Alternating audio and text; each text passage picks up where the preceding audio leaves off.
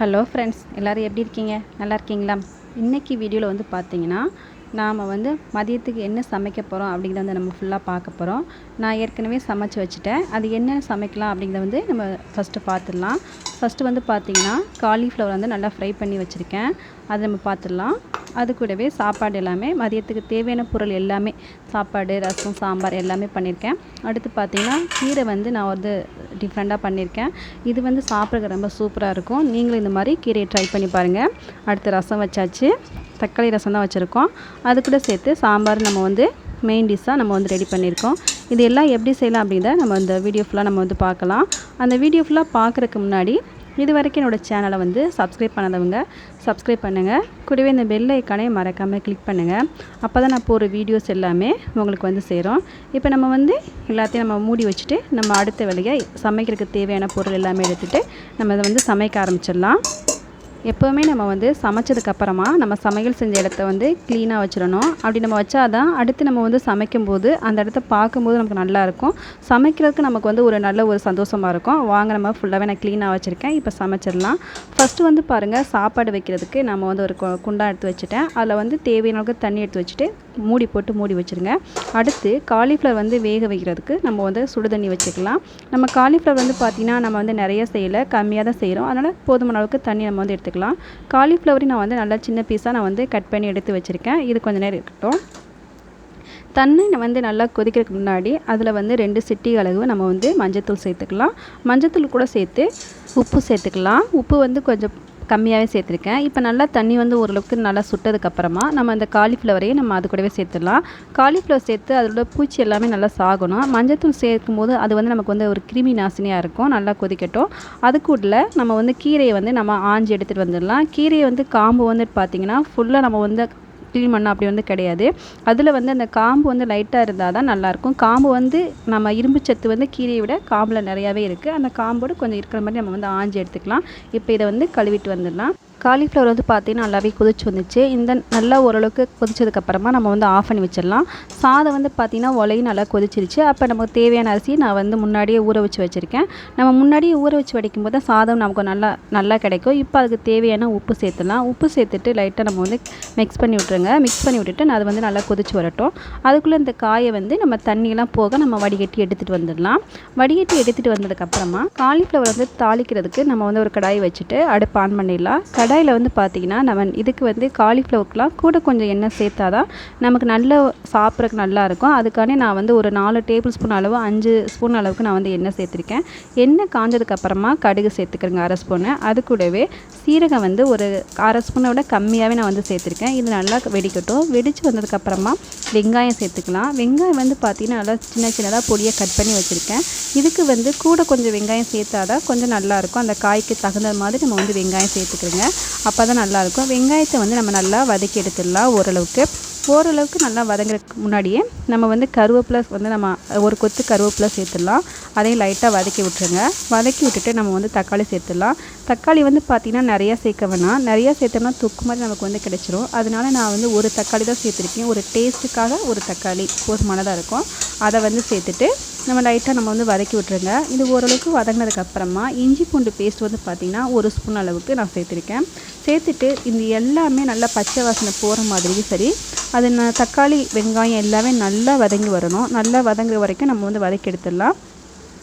நல்லா வதங்கி வந்ததுக்கப்புறமா நம்ம வந்து காலிஃப்ளவரை நான் வந்து அந்த தண்ணி வடிகிற கடாயில் கொட்டி வச்சுருக்கேன். அது நல்லா தண்ணி வடிஞ்சதுக்கப்புறமா நம்ம அந்த தக்காளி வெங்காயத்தை கூடவே சேர்த்துடலாம். சேர்த்துட்டு நல்லா வதக்கி எடுத்துடலாம்.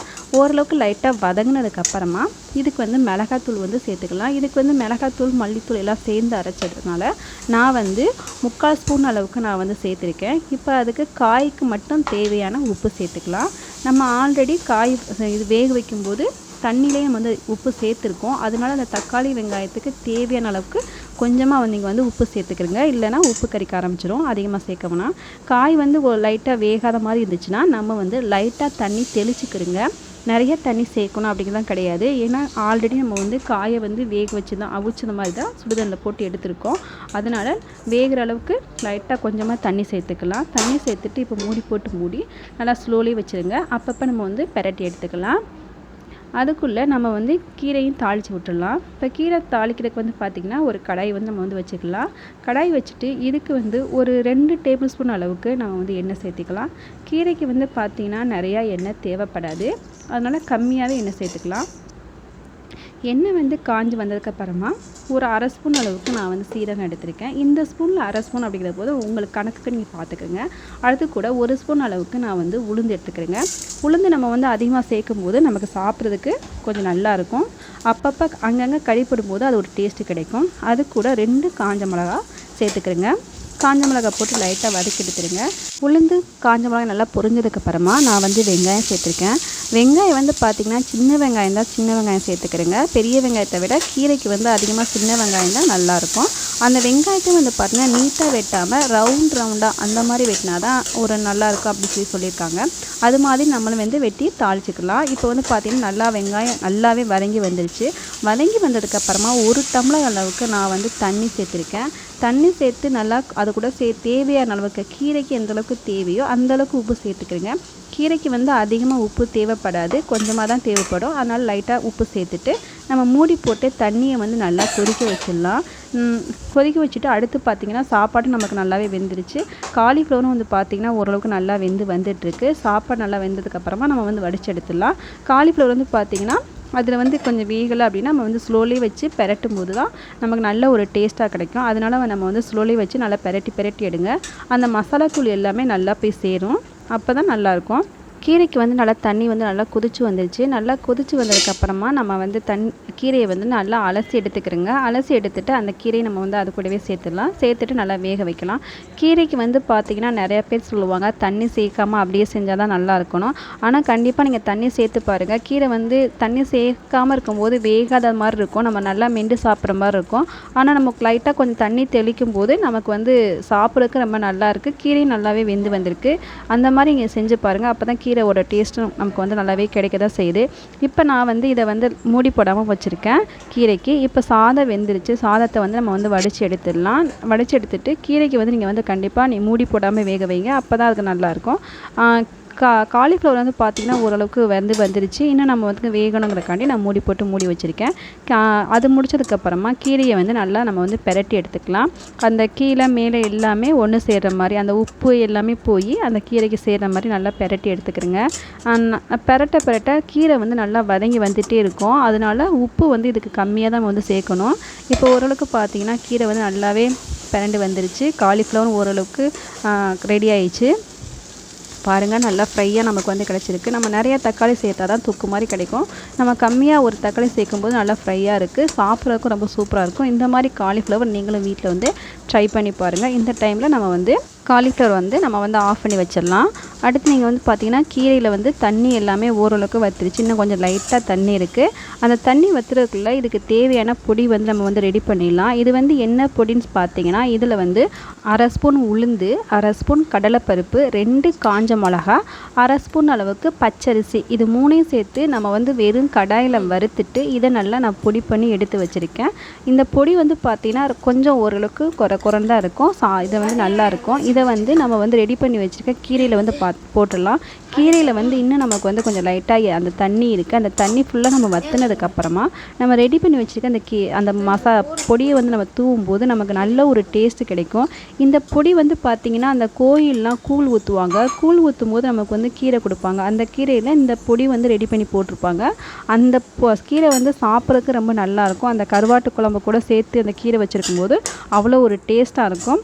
இந்த பொடி நீங்களும் வந்து கீரைக்கு வந்து ரெடி பண்ணி போட்டு பாருங்கள். உங்களுக்கும் அப்போ தான் அதோட டேஸ்ட் வந்து கண்டிப்பாக உங்களுக்கு கிடைக்கும். இந்த மாதிரி நீங்களும் வந்து வீட்டில் வந்து ட்ரை பண்ணி பாருங்கள். ட்ரை பண்ணி பார்த்துட்டு எப்படி இருந்துச்சு அப்படின்னு கண்டிப்பாக எனக்கு வந்து கமெண்டில் வந்து எழுதி அனுப்புங்க. லாஸ்ட்டாக நான் வந்து இந்த பொடி போட்டதுக்கப்புறமா கொஞ்சமாக தேங்காய் நான் வந்து இதில் வந்து போட்டிருக்கேன். தேங்காய் நம்ம சேர்க்கும்போது ஆஃப் பண்ணிவிட்டு லாஸ்ட்டில் சேர்த்துக்கலாம். தேங்காய் சேர்க்கும் போது நமக்கு இன்னும் நல்ல ஒரு டேஸ்ட்டு கண்டிப்பாக கிடைக்கிது. தேங்காய் வந்து இருந்தால் சேர்த்துக்கலாம், தேங்காய் இல்லைன்னா சேர்க்கணும் அப்படிங்கிற ஒரு அவசியம் கிடையாது. ஆனால் அந்த பொடி சேர்க்கும்போது நமக்கு நல்ல ஒரு டேஸ்ட்டு கிடைக்குது. அதே மாதிரி பொடி சேர்க்காம தேங்காய் மட்டும் சேர்த்து செஞ்சாலும் கீரை வந்து நல்லா தான் இருக்கும். இந்த மாதிரி நீங்களும் உங்கள் வீட்டில் வந்து ட்ரை பண்ணி பாருங்கள். ரெண்டுமே சேர்க்கும்போது நமக்கு கீரை வந்து அவ்வளோ ஒரு ருசியாக இருக்குது. இந்த வீடியோஸ் எல்லாமே உங்களுக்கு வந்து பிடிச்சிருக்குன்னு நினைக்கிறேன். பிடிச்சிருந்துச்சின்னா இது வரைக்கும் என்னோடய சேனலை வந்து சப்ஸ்கிரைப் பண்ணாதவங்க சப்ஸ்கிரைப் பண்ணுங்கள். கூடவே இந்த பெல் ஐக்கானே மறக்காமல் கிளிக் பண்ணுங்கள். அப்போ தான் நான் போகிற வீடியோஸ் எல்லாமே உங்களுக்கு வந்து செய்யணும். இப்போ நமக்கு வந்து கீரை ரெடி ஆயிடுச்சு, சாப்பாடு எல்லாமே ஓரளவுக்கு ரெடி ஆயிடுச்சு. நான் வந்து சாம்பாரும் ரசமும் இந்த வீடியோவில் நான் வந்து காமிக்கல. நான் அடுத்த வீடியோ நான் எடுக்கும்போது கண்டிப்பாக அதில் காமிக்கிறேன். ஏன்னு பார்த்தீங்கன்னா எனக்கு டைம் ஆயிடுச்சு, அதனால் காமிக்க முடியலை. அடுத்த வீடியோவில் கண்டிப்பாக நம்ம வந்து பார்க்கலாம். லாஸ்ட்டில் வந்து பார்த்திங்கன்னா நம்ம வந்து எப்போவுமே செய்கிற இடத்த நம்ம வந்து க்ளீனாக வச்சுக்கணும். இப்போ நான் அந்த கீரை எடுத்துகிட்டு நான் நார்மலாக எப்பவும் போல் தண்ணியெல்லாம் தெளிச்சுட்டு நான் அதை வந்து க்ளீன் பண்ணி எடுத்துக்கிறேன். ஒரு 5 மினிட்ஸ்க்கு அப்படியே நான் ஊற வச்சுட்டு அடுத்து நான் க்ளீன் பண்ணி எடுத்துக்குவேன். இப்போ நான் வந்து ஃபுல்லாகவே க்ளீன் பண்ணி எடுத்தாச்சு. இப்படி இருந்தால் தான் நம்ம வந்து அடுத்து சமைக்கிறதுக்கு நல்லாயிருக்கும், பார்க்குறதுக்கு நல்லாயிருக்கும். இந்த மாதிரி நீங்களும் க்ளீன் பண்ணி வச்சுக்கிறங்க. தேங்க்யூ ஃபார் வாட்சிங்.